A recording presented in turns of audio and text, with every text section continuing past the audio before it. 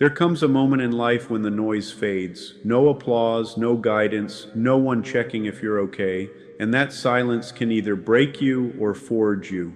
This speech is not about comfort, it's about clarity. It's for the person who feels unseen, unsupported, and unsure how to rise when there's no safety net beneath them. If you've ever wondered why life stripped you of help instead of handing it to you, stay with me. Because by the end of this speech, you'll understand that what feels like abandonment may actually be the greatest advantage you've ever been given. When you feel alone, the instinct is to label it as loss of support, loss of direction, loss of protection. But isolation is not an accident, it is a condition, and conditions shape behavior. When everything familiar is removed, what remains is your raw operating system. That's when you see who you actually are, not who you pretend to be when people are watching. Isolation removes noise. No opinions to lean on, no reassurance to dilute responsibility. This is uncomfortable because most people outsource their confidence. They borrow certainty from friends, approval from family, and motivation from external pressure. When those disappear, weakness surfaces, but so does potential. The mind starts adapting because it has to. Being alone forces you to observe yourself without filters. Your habits become obvious. Your excuses sound louder. Your inconsistencies stop hiding. That exposure feels like punishment, but it's actually intelligence gathering. You begin to see patterns. When you quit, when you hesitate, when you lie to yourself. Awareness like this doesn't come in comfortable environments. It comes when there's nowhere to run.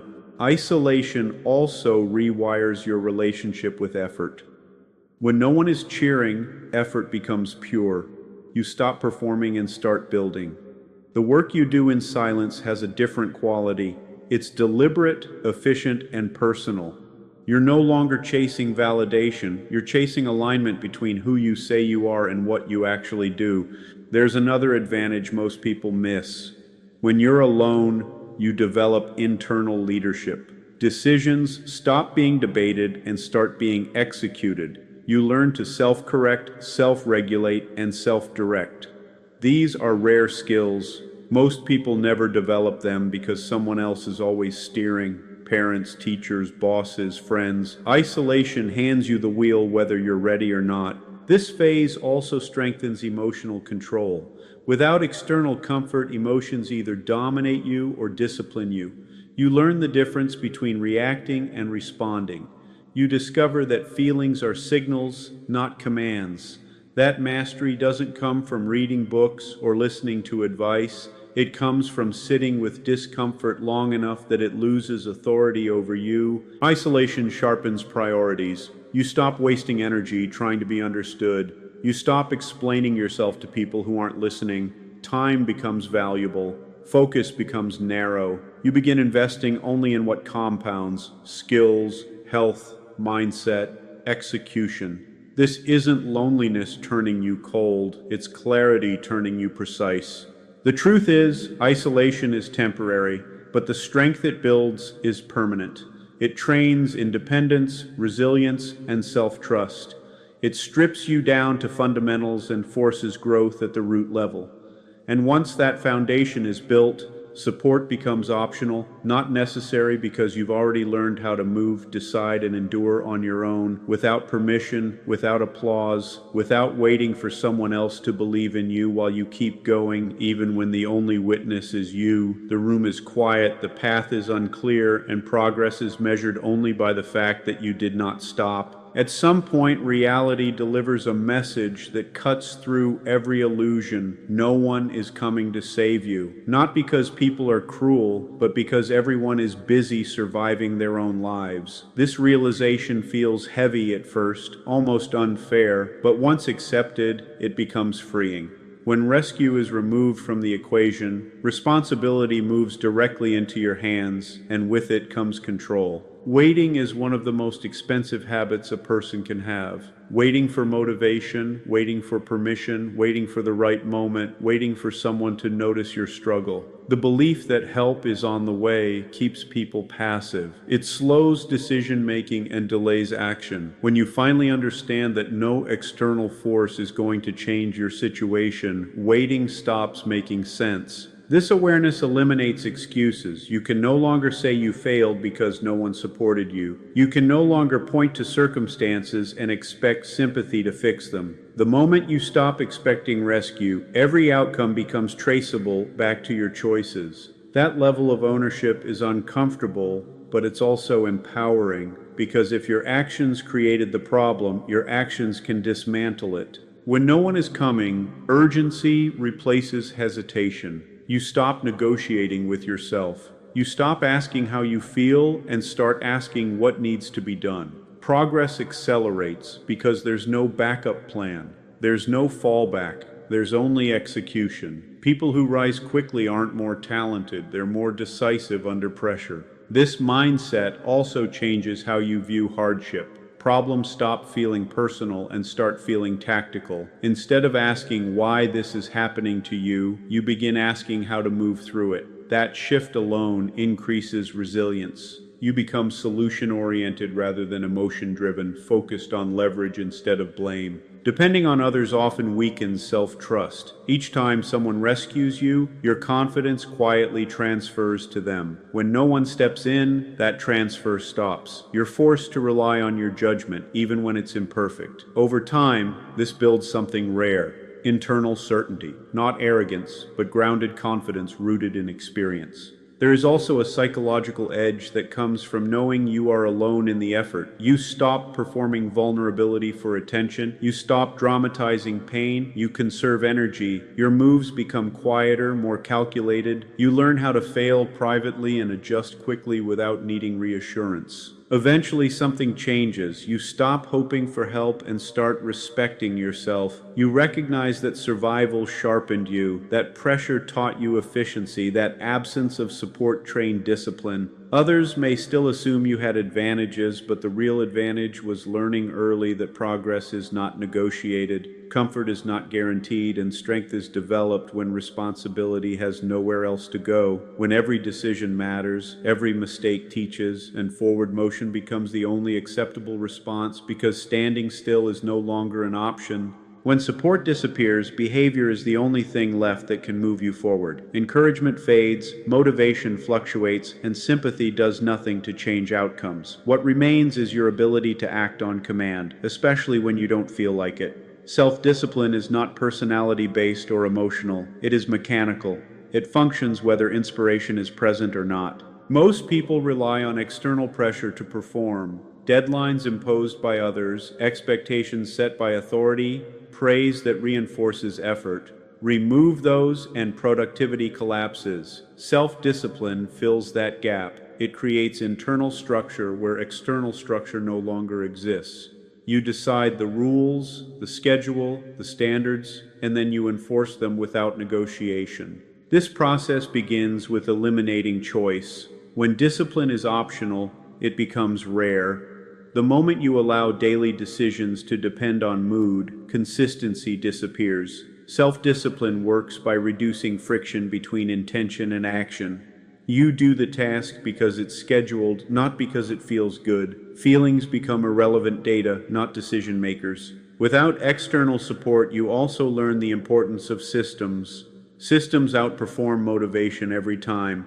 A system tells you what to do when enthusiasm drops. It removes the need to constantly redecide. Wake time, work blocks, training routines, learning periods. These are not habits formed for comfort. They are safeguards against weakness. Self-discipline also creates self-respect. Each completed action becomes evidence that you can be trusted. Confidence stops being theoretical and becomes documented. You no longer need reassurance from others because your behavior speaks internally. This internal validation is stronger than praise because it cannot be taken away. There is a psychological shift that happens when discipline replaces support.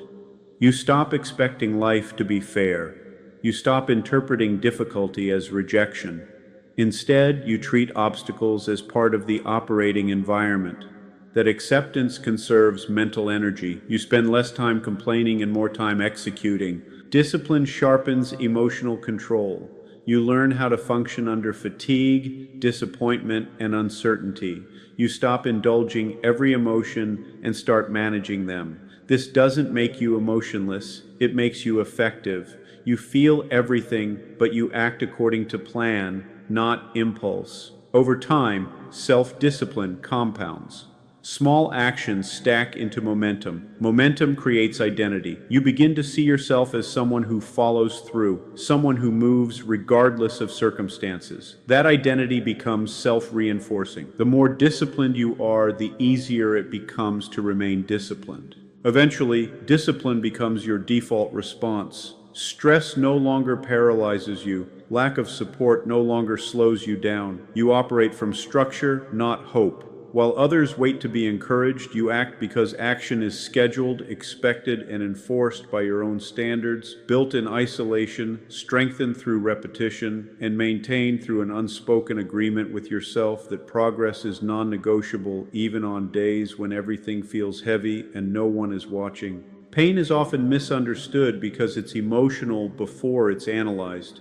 Most people experience discomfort and immediately try to escape it, numb it, or blame something else for it. But pain is not random, it's feedback. It signals misalignment between where you are and what is required to move forward. Ignoring it doesn't make it disappear, it just delays the lesson. Every setback contains information. Failure highlights gaps in skill, preparation, timing, or strategy. Rejection reveals areas where leverage is missing. Exhaustion points to unsustainable systems. When you treat pain as data, you stop personalizing it. Instead of asking what's wrong with you, you start asking what needs to be adjusted. That shift alone turns suffering into intelligence. Emotional pain functions the same way physical pain does. Touching a hot surface hurts for a reason. It forces immediate correction. Emotional discomfort works on a slower timeline, but serves the same purpose. It exposes habits that no longer work, attachments that weaken judgment, and expectations that don't match reality. The pain persists only when the signal is ignored. Most people repeat cycles of pain because they react instead of analyze. They either shut down or lash out. Both responses waste the information embedded in the experience. Analysis requires distance. It requires the ability to observe your own reactions without defending them. That ability is developed under pressure, not in comfort. When you start collecting data from pain, patterns emerge. You notice where your decision-making breaks down. You see how emotions influence timing. You identify environments that drain focus and relationships that destabilize progress. This awareness isn't pleasant, but it's precise. Precision allows correction. Correction leads to growth. Pain also recalibrates standards. After enough friction, tolerance for inefficiency drops. You stop repeating behaviors that produce the same negative outcomes. The cost becomes too high. This is where discipline strengthens, boundaries harden, and priorities narrow. Pain doesn't make you harsh, it makes you selective. There's also a resilience component most people miss. Enduring pain without collapsing builds psychological durability. You learn that discomfort doesn't mean danger. It means adaptation is required. Each time you survive difficulty, your threshold increases. What once felt overwhelming becomes manageable. That expansion of capacity is earned, not given. Pain strips away illusions. It exposes fantasies about ease, fairness, and linear progress. Once those illusions dissolve, focus sharpens. You stop chasing perfect conditions and start optimizing within imperfect ones. That's where real momentum begins. Used correctly, pain accelerates maturity. It compresses lessons that comfort would take years to teach. It forces honesty, prioritization, and self-examination. The key is not to drown in it, but to extract from it. When pain becomes a source of insight instead of identity, it stops controlling you and starts informing your decisions, your strategies, your boundaries, and your understanding of what must change for forward movement to continue under pressure without repeating the same mistakes again. Most people wait for life to tell them who they are. They look for labels, validation, or past experiences to define their limits. They say things like, "I'm just not that type of person," or "this isn't who I am," without realizing that identity is not discovered through reflection alone. It is constructed through repeated decisions. What you do consistently becomes who you are, whether you intended it or not. Identity begins as a choice before it becomes a reality. You decide what standards you will follow long before you fully meet them. This decision is quiet and internal. No one confirms it, no one applauds it, but once made, it demands alignment. Every action either reinforces the identity you've chosen or contradicts it. There is no neutral ground. Waiting for confidence before acting is a misunderstanding of how identity forms. Confidence is a byproduct, not a prerequisite. Action comes first. When you act in accordance with a chosen identity, even imperfectly, your brain updates its self-image. Over time, behavior rewires belief. You stop asking if you are capable and start assuming responsibility. This process requires discomfort because it often contradicts your past. Old habits resist change. Familiar narratives try to pull you back. That tension is not a sign of failure. It's evidence that identity is being reshaped. Growth feels unstable because you are leaving a version of yourself that no longer fits. Choosing an identity also simplifies decisions. When you know who you are becoming, choices become obvious. You don't debate whether to train, study, or show up prepared. The decision has already been made at the identity level. Behavior follows automatically. This reduces mental fatigue and increases consistency. There is also accountability built into identity. When actions fall short, the gap is clear. You don't rationalize as easily because you know what standard you're aiming for. That clarity creates self-correction without self-hatred. You adjust behavior instead of attacking character. Most people let their environment define them. They adapt to expectations instead of setting them. Choosing an identity reverses that dynamic. You become internally driven. External conditions may influence strategy, but they no longer determine direction. You decide who you are regardless of circumstances.